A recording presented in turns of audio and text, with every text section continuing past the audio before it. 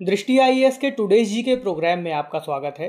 तो चलिए आज के सेशन की शुरुआत पिछले अभ्यास प्रश्न से करते हैं।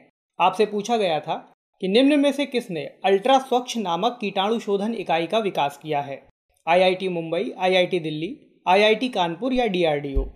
डीआरडीओ ने सुरक्षा उपकरण यानी पीपीई, इलेक्ट्रॉनिक्स आइटम्स और फैब्रिक्स सहित कई तरह की सामग्रियों को कीटाणु रहित करने के लिए अल्ट्रा स्वच्छ नामक कीटाणु शोधन इकाई का विकास किया है। यह प्रणाली एक उन्नत ऑक्सीडेटिव प्रक्रिया का उपयोग करती है, जिसमें कीटाणु शोधन के लिए ओजोनेटेड स्पेस टेक्नोलॉजी का उपयोग किया गया है। डीआरडीओ के अनुसार यह प्रणाली औद्योगिक, व्यावसायिक, व्यक्तिगत और पर्यावरण सुरक्षा के अंतर्राष्ट्रीय मानकों का पालन करती है। तो इस प्रश्न का सही जवाब है ऑप्शन डी यानी डीआरडीओ। पहला सवाल, हाल ही में राष्ट्रीय जल जीवन मिशन के अंतर्गत किस राज्य सरकार ने 2023 तक सभी घरों में 100% नल कनेक्शन प्रदान करने की योजना बनाई है? ऑप्शन है अरुणाचल प्रदेश, मणिपुर, सिक्किम या झारखंड।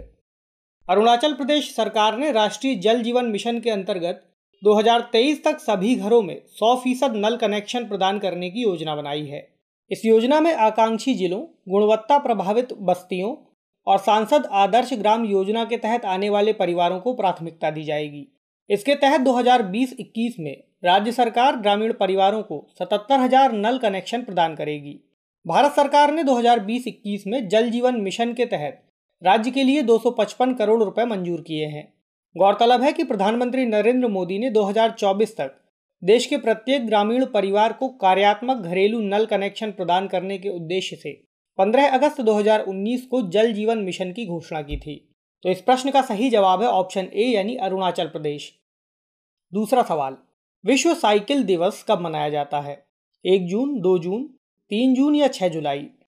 विश्व साइकिल दिवस हर साल 3 जून को मनाया जाता है।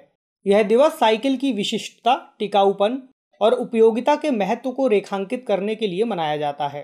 साइकिल लगभग 2 शताब्दियों से उपयोग की जा रही है और यह परिवहन का एक सरल, सस्ता, विश्वसनीय, स्वच्छ और पर्यावरण के लिए अनुकूल साधन है।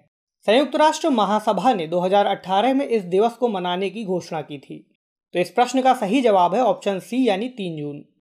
तीसरा सवाल, सरकार ने हाल ही में आत्मनिर्भर भारत अभियान के तहत डेयरी किसानों के लिए किसान क्रेडिट कार्ड कैंपेन शुरू किया है। इसके अंतर्गत बिना कोलेटरल सामान्य ऋण की सीमा कितनी है? ऑप्शन है 50,000 रुपये, 80,000 रुपये, 1,20,000 रुपये या 1,60,000 रुपये। केंद्र सरकार दुग्ध संघों और दुग्ध उत्पादक कंपनियों से जुड़े 1.5 करोड़ डेयरी किसानों को अगले 2 महीनों में एक विशेष अभियान के तहत किसान क्रेडिट कार्ड प्रदान करेगी। इस अभियान के पहले चरण में उन सभी किसानों को शामिल करने का लक्ष्य रखा गया है जो डेयरी सहकारी समितियों के सदस्य हैं और विभिन्न मिल्क यूनियनों से जुड़े हैं और जिनके पास केसीसी नहीं है। इस सुविधा के तहत कोलेटरल के बिना ऋण की सामान्य सीमा 1,60,000 रुपये रखी गई है। लेकिन ऐसे मामले जहां उत्पादकों और प्रसंस्करण इकाइयों के बीच बिना बिचौलियों के किसानों से दूध सीधे तौर पर दुग्ध संघों द्वारा खरीदा जाता है, वहां कोलेटरल के बिना ऋण की सीमा 3 लाख रुपए तक हो सकती है।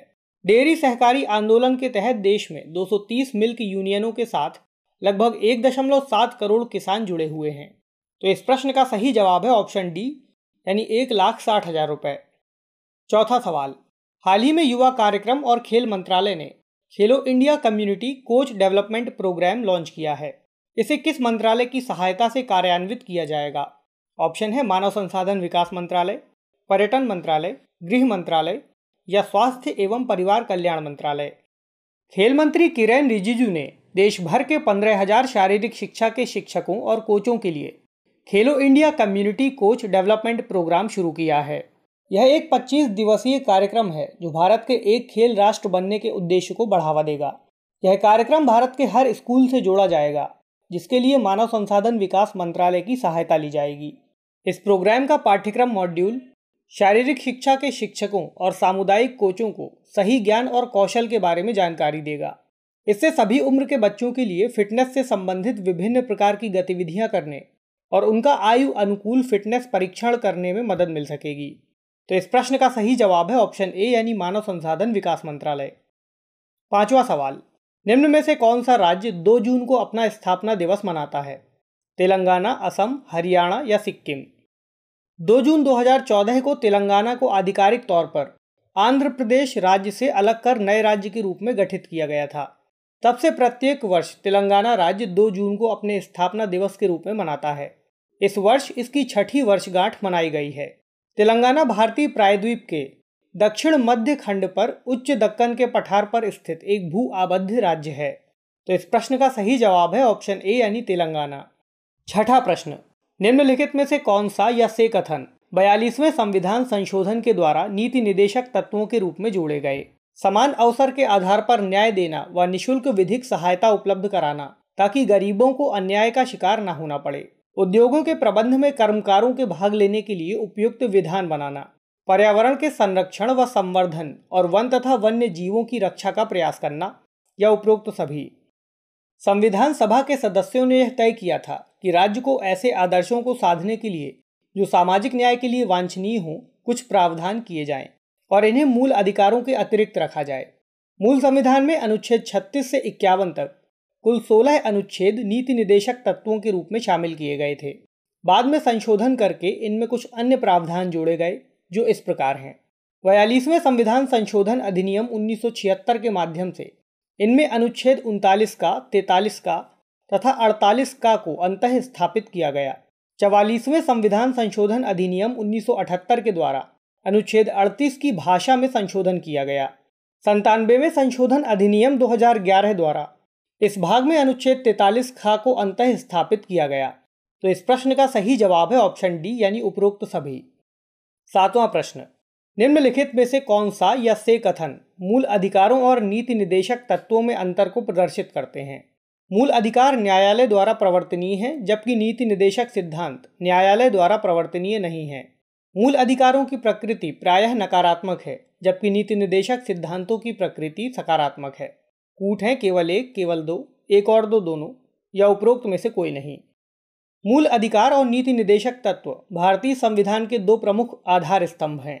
इन दोनों का उद्देश्य प्रत्येक व्यक्ति को ऐसी परिस्थितियां उपलब्ध कराना है जिनमें उसका संपूर्ण विकास हो सके, किंतु इनमें कुछ अंतर भी पाए जाते हैं। जैसे मूल अधिकार न्यायालय द्वारा प्रवर्तनीय है, जबकि नीति निदेशक सिद्धांत न्यायालय द्वारा प्रवर्तनीय नहीं है। मूल अधिकारों की प्रकृति प्रायः नकारात्मक है, क्योंकि वे राज्य की शक्ति की सीमाएं स्पष्ट करते हैं, न कि उस पर कोई विशेष कर्तव्य आरोपित करते हैं। जबकि नीति निर्देशक सिद्धांतों की प्रकृति सकारात्मक है, क्योंकि ये राज्य को बताते हैं कि उसे क्या करना चाहिए। मूल अधिकारों में आमतौर पर राजनीतिक लोकतंत्र का आदर्श निहित है, जबकि नीति निर्देशक सिद्धांतों में मुख्यतः आर्थिक लोकतंत्र का आदर्श निहित है। मूल अधिकारों पर युक्तियुक्त निर्बंधन लगाए जा सकते हैं, जबकि नीति निर्देशक सिद्धांत इन प्रतिबंधों से मुक्त हैं। उन पर प्रतिबंध सामान्यतः यही है कि वे व्यक्तियों के मौलिक अधिकारों का उल्लंघन न करें। तो इस प्रश्न का सही जवाब है ऑप्शन सी यानी 1 और 2 दोनों। 8वां सवाल, कथन है अनुसूचित जातियों, अनुसूचित जनजातियों और अन्य दुर्बल वर्गों की शिक्षा और अर्थ संबंधी हितों की अभिवृद्धि करना और हर वर्ग के शोषण व सामाजिक अन्याय से उसकी रक्षा करना निम्नलिखित में से किस अनुच्छेद से संबंधित है? ऑप्शन है अनुच्छेद 41, अनुच्छेद 40, अनुच्छेद 45 या अनुच्छेद 46। विकल्पों में दिए गए अनुच्छेद से संबंधित कथन निम्नानुसार हैं। अनुच्छेद 41, कुछ दशाओं में विशेषतः बुढ़ापे, बेरोजगारी, बीमारी या अशक्तता की दशा में काम, शिक्षा और लोक सहायता पाने का अधिकार है। अनुच्छेद 40 में ग्राम पंचायतों का संगठन करना तथा उन्हें शासन की इकाइयों के रूप में कार्य करने के लिए शक्तियां व प्राधिकार देना। अनुच्छेद 45 में शिशुओं की देखभाल तथा 6 वर्ष से कम आयु के बच्चों को शिक्षा देने का प्रयास करना। और अनुच्छेद 46 में अनुसूचित जातियों, अनुसूचित जनजातियों और अन्य दुर्बल वर्गों के शिक्षा और अर्थ संबंधी हितों की अभिवृद्धि करना और हर तरह के शोषण व सामाजिक अन्याय से उनकी रक्षा करना शामिल है। तो इस प्रश्न का सही जवाब है ऑप्शन डी यानी अनुच्छेद 46। 9वां प्रश्न, निम्नलिखित में से किन अनुच्छेदों को उच्चतम न्यायालय ने नीति निदेशक तत्वों के समान ही महत्व दिए जाने की बात कही है? अनुच्छेद 335, अनुच्छेद 350 का या अनुच्छेद 351? कूट देखते हैं, केवल 1 और 2, केवल 1 और 3, 1, 2 और 3 या उपरोक्त में से कोई नहीं। उच्चतम न्यायालय ने अनुच्छेद 351 से जुड़े एक मामले में यह मत व्यक्त किया है कि यद्यपि अनुच्छेद 335, 350 का और 351 में शामिल निर्देश संविधान के भाग 4 में सम्मिलित नहीं है, किंतु न्यायालयों ने इन सिद्धांतों को लागू करने पर उतना ही ध्यान दिया है जितना कि नीति निदेशक तत्वों पर। इसलिए इन्हें संविधान के भाग 4 के साथ पढ़ा जाना चाहिए। अनुच्छेद 335 के अनुसार संघ या राज्य के कार्यकलाप से संबंधित सेवाओं और पदों के लिए नियुक्ति करने में अनुसूचित जातियों और अनुसूचित जनजातियों के दावों का प्रशासन की दक्षता बनाए रखने की संगति के अनुसार ध्यान रखा जाएगा। अनुच्छेद 350 का के अनुसार प्रत्येक राज्य और राज्य के भीतर प्रत्येक स्थानीय प्राधिकारी का यह कर्तव्य है कि वह भाषाई अल्पसंख्यक वर्ग के बालकों को शिक्षा के प्राथमिक स्तर पर मातृभाषा में शिक्षा की पर्याप्त सुविधाओं की व्यवस्था करने का प्रयास करे। अनुच्छेद 351 के अनुसार संघ का यह कर्तव्य है कि वह हिंदी भाषा का प्रचार प्रसार बढ़ाए और उसका विकास करे ताकि वह भारत की सामाजिक संस्कृति के सभी तत्वों की अभिव्यक्ति का माध्यम बन सके। तो इस प्रश्न का सही जवाब है ऑप्शन सी यानी 1, 2 और 3। 10वां प्रश्न, निम्नलिखित में से कौन सा अनुच्छेद भारतीय संविधान के भाग 4 अर्थात नीति निदेशक तत्वों से संबंधित नहीं है? अनुच्छेद 47, अनुच्छेद 49, अनुच्छेद 51 या अनुच्छेद 24? अनुच्छेद 47 में लोगों के पोषाहार स्तर और जीवन स्तर को ऊंचा करने तथा लोक स्वास्थ्य में सुधार करने को प्राथमिक कर्तव्य मानना तथा मादक पेयों व हानिकारक नशीले पदार्थों के सेवन का प्रतिषेध करने का प्रयास करना शामिल है। अनुच्छेद 49 में राष्ट्रीय महत्व के स्मारकों, स्थानों और वस्तुओं का संरक्षण करने की बात कही गई है। अनुच्छेद 51 में अंतर्राष्ट्रीय शांति एवं सुरक्षा की अभिवृद्धि, राष्ट्रों के बीच न्यायसंगत व सम्मानपूर्ण संबंधों तथा अंतर्राष्ट्रीय विवादों को मध्यस्थता से निपटाने के लिए प्रोत्साहन देने का प्रयास करना कहा गया है। अनुच्छेद 24 में कारखानों आदि में बालकों के नियोजन का प्रतिबंध शामिल है। अनुच्छेद 24 विशेष तौर पर 14 वर्ष से कम आयु के बच्चों को ऐसे कार्य करने से बचाता है जो उनकी आयु की दृष्टि से उचित नहीं है। यह अनुच्छेद मौलिक अधिकारों का हिस्सा है। तो इस प्रश्न का सही जवाब है अनुच्छेद 24 यानी विकल्प डी। तो चलिए आज का अभ्यास प्रश्न देखते हैं। निम्न में से किस देश ने भारत को अगले G7 शिखर सम्मेलन के लिए आमंत्रित किया है? ऑप्शन है फ्रांस, जर्मनी, संयुक्त राज्य अमेरिका या जापान।